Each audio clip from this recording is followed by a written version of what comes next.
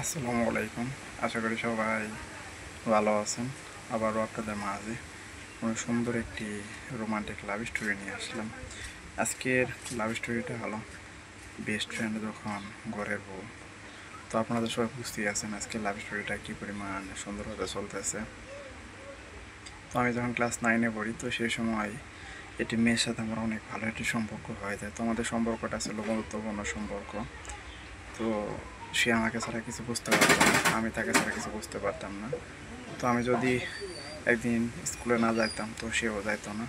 তো এরকমভাবেই চলতেছিল আমাদের দিনগুলো। তো আমরা যখন ক্লাস 9-এ বোর্ড পরীক্ষা দিলাম, দিয়ে ক্লাস 10-এ উঠলাম, তো সে সময় কেন জানি বারবার আমার কাছে মনে হয় যে আমি তার কথা ছাড়া কোনো কিছু ভাবতে পারি না, তাকে ছাড়া থাকতে পারবো না।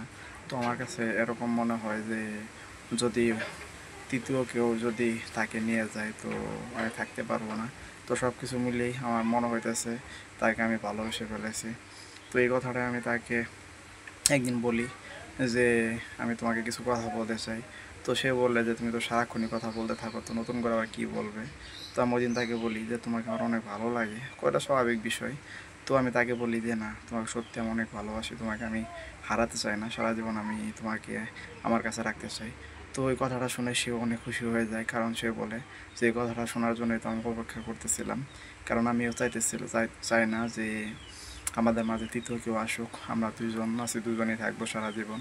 তো তার মুখে কথাটা শুনে অনেক খুশি হয়ে যায় আমি। তো ওই দিন থেকেই সে আমার সাথে রিলেশনে আছে। তো তারপর থেকে আমরা অনেক ভালো আছি।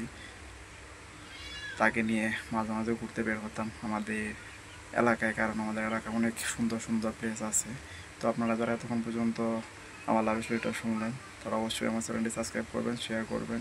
আবার দেখা হচ্ছে আপনাদের মাঝে পরবর্তী কোনো লাভ স্টোরি নিয়ে।